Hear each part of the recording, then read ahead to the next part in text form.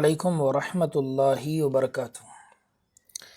प्यारे भाइयों दोस्तों, उम्मीद है कि आप लोग खैर वाफ़ियत से होंगे और अल्लाह ताला से दुआ है अल्लाह ताला आप सब लोगों को खुश रखे, अच्छा रखे। आज है इतवार का दिन और जैसे कि आप लोगों को पता है हर इतवार को हम वीकली एनालिसिस वाला वीडियो आप लोगों के साथ शेयर करते हैं, जिसके अंदर हम बात करते हैं निफ्टी 50 पर और उसके साथ कुछ सेक्टर अगर अच्छे लगते हैं तो उसको डिस्कस करते हैं और उसके साथ में कुछ एक अच्छे स्टॉक भी हमारी वॉच लिस्ट के अंदर ब्रेकआउट वाले होते हैं तो वो भी आप लोगों के साथ शेयर करने की कोशिश करते हैं। तो आज की इस वीडियो के अंदर भी हम ये सारी चीज़ें डिस्कस करेंगे, जिससे हमें पता चलेगा कि आइंदा हफ्ते में हमें अब कैसा काम करना चाहिए और आइंदा हफ्ते के अंदर मार्केट कैसे परफॉर्म्स कर सकता है। तो ये वीडियो काफ़ी मददगार और ट्रेडिंग के अंदर हेल्पफुल साबित होता है। तो अगर ये वीडियो आपको पसंद आता है तो वीडियो को ज़रूर लाइक कीजिएगा। और ये वीडियो जो मैं अपलोड कर रहा हूँ ये मेरे जो नया चैनल है MM ट्रेडिंग जोन, इसके ऊपर अपलोड कर रहा हूँ। तो चैनल को अगर आपने अभी तक सब्सक्राइब नहीं किया है तो ज़रूर सब्सक्राइब कीजिएगा। सब्सक्राइब करने को पैसे नहीं लगते हैं, ये बिल्कुल फ्री होता है और लाइक करना भी बिल्कुल फ्री होता है। अगर आप वीडियो से फ़ायदा उठाते हैं, आपको कोई चीज़ सीखने को मिलती है तो लाइक करना, सब्सक्राइब करना और कमेंट करना मत भूलिएगा। इससे हमें मतलब मोटिवेट मिलता है थोड़ा सा, ठीक है।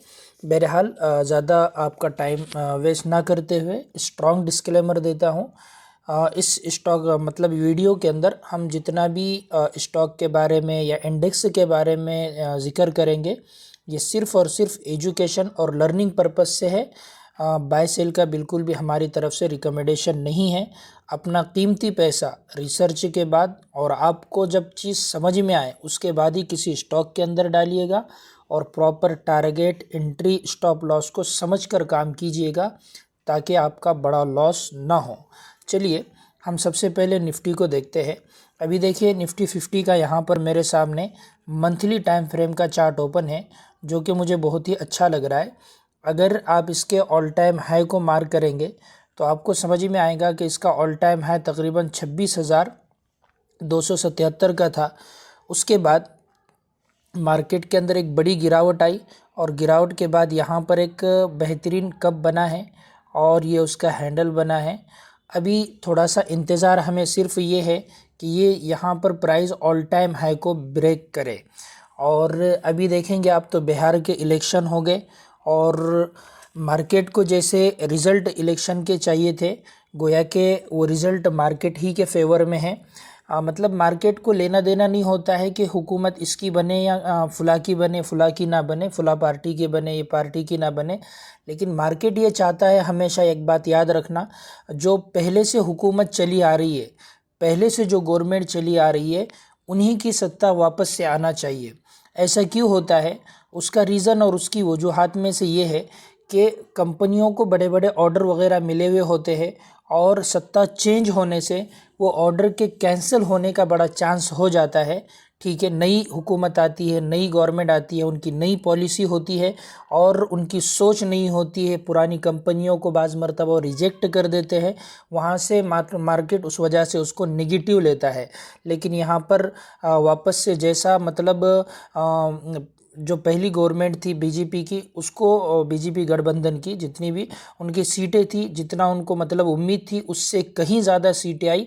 अब हम ये नहीं कहेंगे कि वो सीटें कहाँ तक सही है, कहाँ तक गलत है, आप लोग बेहतर जानते हैं हमारे देश के अंदर कैसा माहौल बना हुआ है। अल्लाह हिफाजत फरमाए आने वाले टाइम में भी मसाजिद की, मराकिज़ की, खानकाहों की, उलमा की, इस्लाम की, कुरान व हदीस की, पूरे अल्लाह तबारक व तआला सब की हिफाजत के फ़ैसले फरमाए। दुआ ये जुमला कमेंट के अंदर ज़रूर लिखिएगा और हमेशा अपनी 5 वक्ता नमाज़ों के अंदर भी इन सारी चीज़ों को लेकर ज़रूर दुआ करते रहना चाहिए, ठीक है। बड़े बड़े सूबों के अंदर आप लोग जानते हैं कि बड़ी मतलब इन मदारिस वगैरह पर आज भी आ रही है। अल्लाह हिफाजत के फ़ैसले फरमाए। बहरहाल अभी देखिए हमारे सामने यहाँ पर मंथली टाइम फ्रेम का चार्ट ओपन है और करीब है कि बिल्कुल ऑल टाइम हाई को ब्रेक करेगा। अभी हम छोटे टाइम फ्रेम पर जाकर देखेंगे कि भाई ऑल टाइम हाई आने वाले टाइम में ब्रेक हो सकता है या नहीं हो सकता। अभी वीकली टाइम फ्रेम का चार्ट मेरे सामने ओपन है। मैं आप लोगों को पिछले तकरीबन 4 से 5 हफ्तों से एक सप्लाई जोन मार्क करके बता रहा हूँ और उसी जगह से मार्केट उसको क्या है पूरी तरीके से मतलब रिस्पेक्ट दे रहा है और वहाँ से मार्केट के अंदर वापस गिरावट आती है। यहाँ पर देखेंगे तो ये एक रजिस्टर यहाँ पर फेस किया था मार्केट ने, सेकंड रजिस्टर यहाँ पर फेस किया, उसके बाद यहाँ पर वापस सप्लाई क्रिएट हुआ मार्केट के अंदर और अगर आप देखेंगे तो वापस से मतलब एक छोटा सा यहाँ पर और ये बना है जिसको VCP पैटर्न भी बोलते हैं, लेकिन ये बहुत छोटा है। लेकिन कहीं ना कहीं आप देखेंगे तो लो ऊपर की तरफ शिफ्ट होते जा रहे हैं। यहाँ पर एक लो बना, यहाँ पर एक लो बना, फिर एक लो यहाँ पर बना, फिर एक लो यहाँ पर बना।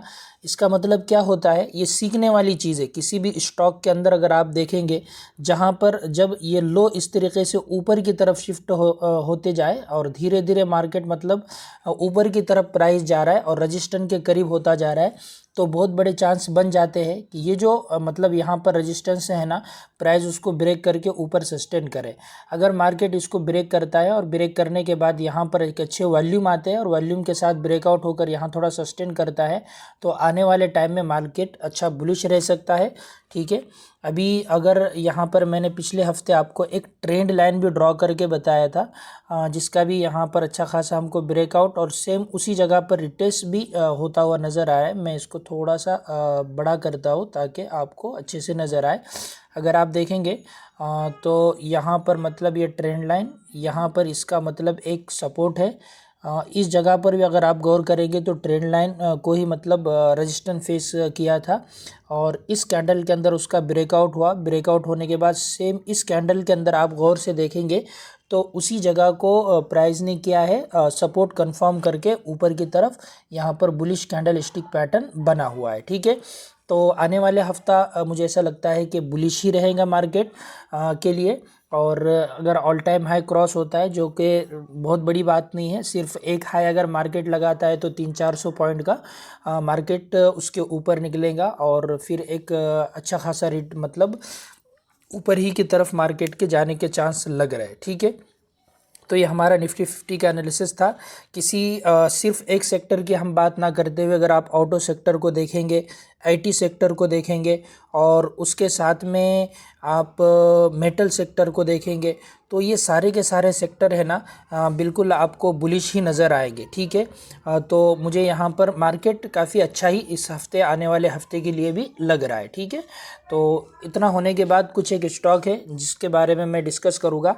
पहले हम ये देखेंगे कि पिछले हफ्ते मैंने आप लोगों के साथ 3 स्टॉक शेयर किया था, उनका मतलब यहाँ पर क्या सूरत हाल बनी हुई। देखिए आप लोगों को अगर कुछ याद हो तो मैंने सबसे पहला जो स्टॉक आप लोगों के साथ शेयर किया था ना, वो आदित्य इन्फोटच का था पिछले हफ्ते, याद है आप लोगों को। ठीक है, तो उसमें क्या हुआ था यहाँ पर बहुत ही अच्छा ब्रेकआउट इस लेवल का करके ऊपर क्लोजिंग दिया था। तो इसमें क्या हुआ कि ओपन होते ही 3-4% ऊपर ओपन हुआ, लेकिन एक नया स्टॉक है तो उसके अंदर क्या हो गई, थोड़ी सी सेलिंग आ गई। और सेलिंग आना भी बनता था। क्यों बनता था, इसलिए कि अगर ये ब्रेकआउट से पहले यहाँ पर सस्टेन करके ब्रेकआउट देता था ना, ये यहाँ से ही ऊपर की तरफ चला जाता। लेकिन ऑल टाइम मतलब ऑलरेडी क्या हो गया कि ये एक गिरावट के बाद नीचे से एक बड़ी रिकवरी आई थी। तो यहाँ पर जो लोग बाय करके बैठते हैं ना, तो उनको अच्छा खासा रिटर्न, यहाँ पर ये सीखने वाली चीज़ है, ये अच्छा खासा रिटर्न उनको यहाँ पर मिल जाता है। मिलने के बाद वो क्या करते हैं, अपना प्रॉफिट बुक करके बाहर निकल जाते हैं। सेम ऐसा ही हुआ, गैप अप ओपनिंग के बाद उन्होंने अपना प्रॉफिट को बुक किया। बुक करने के बाद ये जो रजिस्टेंस था ना, उसी रजिस्टेंस को यहाँ पर मतलब क्या किया, इस स्टॉक ने सपोर्ट कन्फर्म किया। मैंने सेम यही मार्किंग है ना टेलीग्राम पर भी पोस्ट किया था। टेलीग्राम चैनल मेरा अगर आपने अभी तक ज्वाइन नहीं किया है ना, ज़रूर ज्वाइन करके रखना। और मैंने ये मतलब सोचा था कि इसके ऊपर जैसे ही निकलेगा ना तो हम उसके अंदर एंट्री प्लान बना सकते हैं। लेकिन हुआ है कि गैप अप ओपनिंग हो गई और गैप अप ओपनिंग होने के बाद यहाँ से अगर आप देखेंगे ना 10 से 15% के, 8 से 10% के रिटर्न इस स्टॉक ने दिया। तो पहला जो हमारा स्टॉक था ना, वो कहीं पर भी मतलब गलत साबित नहीं हुआ। माशाल्लाह उसने अच्छा ही परफॉर्म्स किया है। ठीक है, दूसरा स्टॉक मैंने आप लोगों के साथ जो शेयर किया था ना, वो आप लोगों को याद होगा, वो शोभा था। ठीक है, शोभा लिमिटेड। तो उसके अंदर मुझसे एक गलती ये हुई थी, एक बड़े टाइम फ्रेम का यानी मंथली टाइम फ्रेम का सप्लाई जोन ऊपर है, इस सप्लाई जोन को मैंने देखा नहीं था। और उसके बाद क्या हुआ, प्राइस उस सप्लाई जोन तक थोड़ा सा ऊपर तो गया, लेकिन जैसे ही सप्लाई जोन को हिट किया ना, तो वहाँ पर रजिस्टेंस फेस करके एक बड़ी गिरावट उसके अंदर हुई बराबर। इसीलिए मैंने फ़ौरन टेलीग्राम के ऊपर चार्ट भी पोस्ट किया था कि भी हो सकता है इस वजह से इसके अंदर गिरावट आ रही है। तो आने वाले टाइम में शोभा का ऐसा हाल है कि जब तक वो 1718 रुपये के ऊपर निकल कर कोई वीकली या डेली क्लोजिंग नहीं देता है ना, तब तक हम इस स्टॉक के बारे में क्या कहेंगे उसको, कि नेगेटिव ही है। ठीक है, पॉजिटिव तब तक हम इस स्टॉक के बारे में नहीं हो सकते हैं। और तीसरा स्टॉक जो मैंने आप लोगों के साथ शेयर किया था ना, वो पेनर इंडस्ट्री था। तो इसके अंदर क्या हुआ था, मतलब एक लेवल का बहुत ही अच्छा यहाँ पर ब्रेकआउट हुआ था।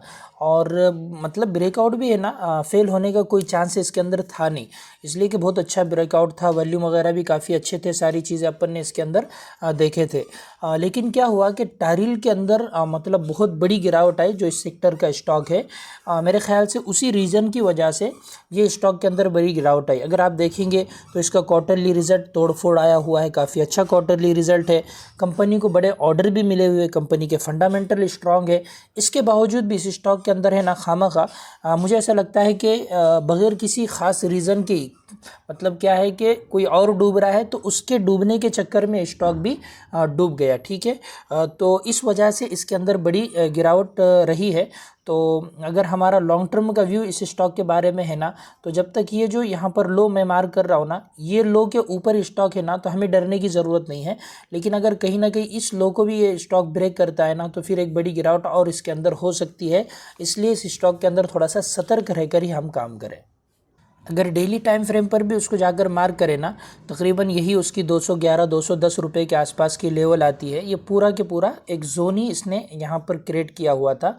तो इस बॉक्स पैटर्न का नीचे से ब्रेकआउट देगा ना, तो फिर गिरावट के चांस बढ़ते हैं। वरना कंपनी कहीं तक भी फंडामेंटली एतबार से, जहाँ तक मुझे लग रहा है, जहाँ तक मेरी नज़र जा रही, कोई ख़राब चीज़ नज़र नहीं आती। हाँ, अगर आपको इसके बारे में कुछ नॉलेज होगा ना, कमेंट करके ज़रूर बताइएगा।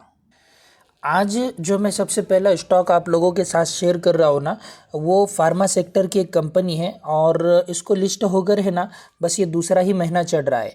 और फंडामेंटल वगैरह देखेंगे ना आप कंपनी के जाकर, तो आपको ठीक ठाक लगेंगे। पीई के एतबार से स्टॉक थोड़ा सा महंगा आपको ज़रूर लगेगा, लेकिन करंटली क्वार्टरली रिजल्ट भी इस कंपनी के आए, तो क्वार्टरली रिजल्ट भी अगर आप देखेंगे ना, तो बड़े तोड़फोड़ आए, काफ़ी अच्छे क्वार्टरली रिजल्ट इसके आए। बहुत ही अच्छा है ऐसा नहीं है, लेकिन मतलब अभी तक के मुकाबले में सबसे अच्छे इसके क्वार्टरली रिजल्ट लग रहे हैं। और स्टॉक कंटिन्यू ऊपर की तरफ भी जा रहा है। अगर आप इसके वॉल्यूम को भी देखेंगे ना, तो ये यहाँ पर जो इसके इस स्विंग का इसने ब्रेकआउट दिया है ना, तो पिछले मतलब यह ब्रेकआउट का वॉल्यूम भी है ना, काफ़ी अच्छा रहा है। और कल ये तकरीबन जुमा के दिन है ना, 10% के आसपास ये अप था। तो ये भी स्टॉक के लिए काफ़ी अच्छी ही चीज़ है। इस स्टॉक के बारे में डिस्कस करने के लिए बहुत ज़्यादा कुछ यहाँ पर है नहीं। सिंपल चीज़ है कि अगर ये स्टॉक ब्रेकआउट के बाद यहाँ पर रिटेस्ट के लिए आता है ना, तो काफ़ी अच्छा माना जाएगा। और बहुत चांस इसके है कि यहाँ पर ये रिटेस्ट के लिए आए। क्यों चांस है? इसलिए कि ब्रेकआउट से पहले यहाँ पर इसने सस्टेन नहीं किया है, और मतलब ऑलरेडी यहाँ पर जो लेकर बैठे हैं ना, उनको ये 10% और यहाँ पर ये 10-1%, ऐसा 20% ऑलरेडी प्रॉफिट के ही अंदर होंगे। तो जो ट्रेडिंग कर रहे हैं शॉर्ट टर्म की, उनके लिए 20% 2 दिनों के अंदर, 3 दिनों के अंदर बहुत बड़ा मूवमेंट है। तो हो सकता है ये रिटेस्ट करने के लिए आए। तो 670 रुपये के आसपास अगर ये स्टॉक आपको आता है, यहाँ पर कोई बुलिश का, ये बातें सुनते जाओ आप मेरी गौर से, बाद में कमेंट मत करो कि ये स्टॉक लिए थे और नीचे गया। ये करना होता है। मान लीजिए कि स्टॉक रिटेस्ट के लिए यहाँ पर आ रहा है, यहाँ पर कोई बुलिश कैंडल स्टिक पैटर्न बनती है, दूसरी कैंडल उसके हाई को ब्रेक करती है, यहाँ पर हमारी एंट्री होती है, यहाँ पर हमारा एसएल होता है, एसएल हिट होता है, बाहर निकलना है। एसएल मार्केट का हिस्सा है, प्रॉफिट भी मार्केट का हिस्सा है। कभी ये होगा, कभी वो होगा, समझ रहे? दोनों तरफ हमको मतलब चीज़ों को सोचकर ही किसी स्टॉक के अंदर पैसा लगाना है ना, बगैर सोचे कि थोड़ी ना लगाना है। बाद में हम पूछते हैं कि आप क्या करें। तो समझ रहे आप, इसके नीचे आ जाएगा, स्टॉप लॉस हिट करके बाहर निकल जाना है। ऊपर निकलता है, आपको अच्छा टारगेट यहाँ पर देखने को मिल सकता है। और नीचे की तरफ आता है, ये बेहतरीन इसका यहाँ पर डिमांड जोन इसने बनाया हुआ है। ये डिमांड जोन पर आने के बाद तो मैं भी इसको नहीं छोड़ूंगा, एक बात याद रखना। आज का हमारा जो दूसरा स्टॉक है ना, वो इससे पहले हफ्ते में भी मैंने यानी पिछले हफ्ते से पहले यानी आज से 15 दिन पहले डिस्कस किया था, जबकि वो इस कैंडल के आसपास था। वहाँ से उसने दोनों हफ्ते में ग्रीन क्लोजिंग दिया है, ये बात याद रखेंगे। ठीक है, थेरोकेयर टेक्नोलॉजी बोलकर ये स्टॉक है, और इसने मंथली टाइम फ्रेम पर यहाँ पर देखिए आप बेहतरीन ब्रेकआउट दिया है। अगर आप कहेंगे ना तो एक बेहतरीन ये कप बना हुआ है और ये हैंडल बना और उसका बहुत ही अच्छा ब्रेकआउट हुआ। अगर वॉल्यूम की बात करें ना तो वॉल्यूम भी इसके अंदर काफ़ी स्ट्रॉन्ग आ रहा है। तो ये स्टॉक भी आप अपनी ज़रूर वॉच लिस्ट के अंदर ऐड करके रखिएगा। छोटे टाइम फ्रेम पर अगर आप जाकर देखेंगे ना तो छोटे टाइम फ्रेम पर भी जो चीज़ हमें चाहिए ना कि ब्रेकआउट लेवल से पहले इसने सस्टेन करना चाहिए, जो कि यहाँ पर हमें करता हुआ नज़र आ रहा है, और उसके बाद यहाँ पर ब्रेकआउट देखने को मिल रहा है। ये चीज़ें सीखने की होती है, याद रखिएगा। और उसके बाद अगर आप देखेंगे ना तो ये स्टॉक डेली टाइम फ्रेम पर भी हमें बुलिश ही नज़र आ रहा है। मैंने इसका RSI वगैरह देखा नहीं, मैं अभी जा रहा हूँ औरंगाबाद के सफ़र पर, इस वजह से आज थोड़ा सा वीडियो मतलब जल्दी ही बन रहा है, फिर भी 15 मिनट का ये वीडियो हो रहा है। तो शॉर्ट टर्म के एतबार से इस स्विंग के ऊपर जब तक ये स्टॉक है ना, हम तब तक इसके अंदर बुलिश ही रहेंगे। हो सकता है वापस से थोड़ा सा नीचे आए, ये डिमांड जोन के पास आए, यहाँ से ऊपर जाने की कोशिश करें। ये सारी चीज़ें सोचकर हमें किसी स्टॉक के अंदर पोजीशन बनाना चाहिए। ऐसा नहीं है कि मैं बोल रहा हूँ तो स्टॉक रॉकेट ही बनने वाले, ऐसा नहीं होता है।